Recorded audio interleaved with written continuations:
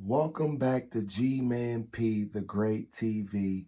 If you tuned in, hit that like, share, subscribe. If not, we ain't doing no tripping. What we talking about today is what's in the dark always comes to the light. And I'm going to read out of Obadiah, verse 1 to 19. And then I'm going to talk about a few things after I read it. The vision of Obadiah. This is what the sovereign Lord Jehovah says regarding Edom, who have heard a report from Jehovah. An envoy has been sent among the nations. Rise up, let us prepare for the battle against her. Look, I have made you insignificant among the nations. You are utterly despised. The presumptuousness of your heart has deceived you.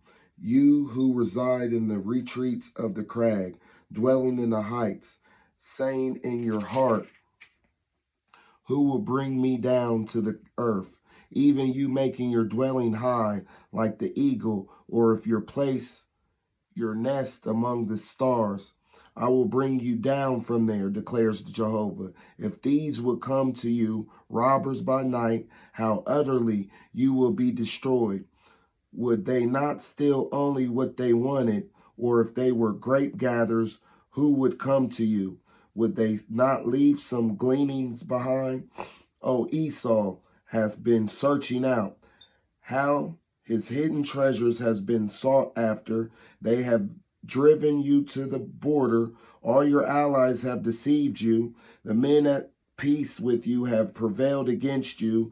Those eating bread with you will place a net under you, but you will not discern it. In that day, declares Jehovah, will I not destroy the wise ones out of Edom and discernment out of the mountainous region of Esau? And your warriors will become terrified, O Taman, because each one in the mountainous region of Esau will be destroyed in the slaughter because of the violence done to your brother Jacob. Shame will cover you, and you will perish forever.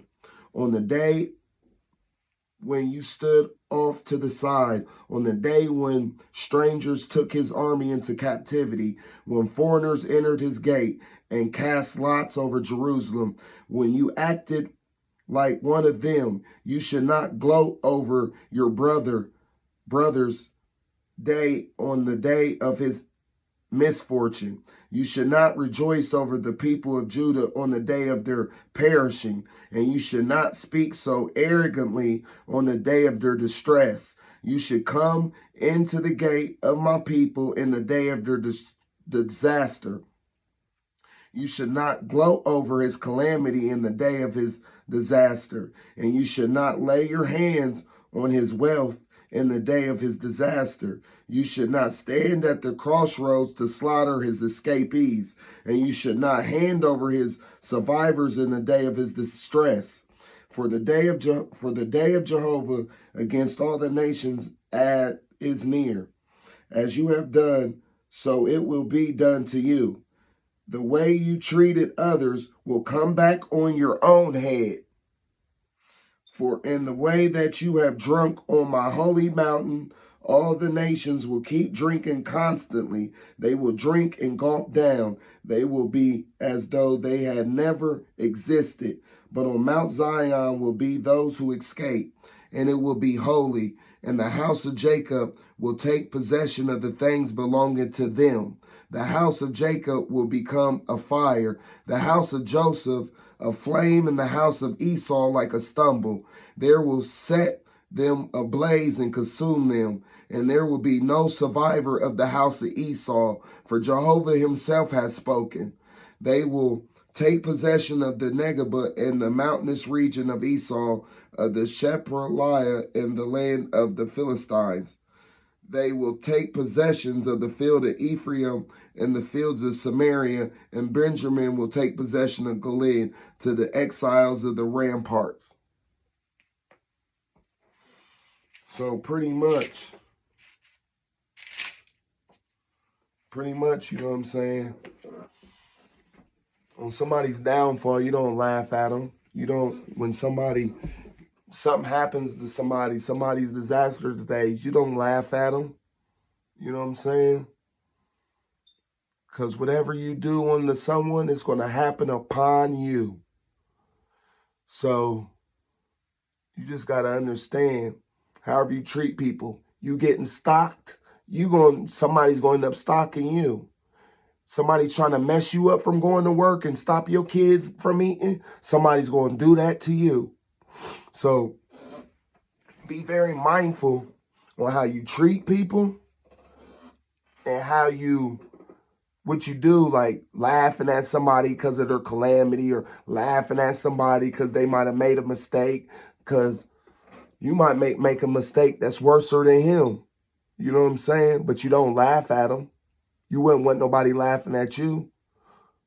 People need to, you know what I mean, look at it like if I was in their shoes. You know what I'm saying? So all these little dirty little tricks y'all be playing, before you do it, just like, then when I want that done to me, you understand? That's the devil somebody trying to call when I'm doing this little live. You know what I'm saying? Nothing but the devil, because they don't want me doing this live. But you just don't laugh at people when they're down, because that can be you. And the situation that you end up being in can be way worse off than what you was laughing at, trying to go against people, trying to get other people against people.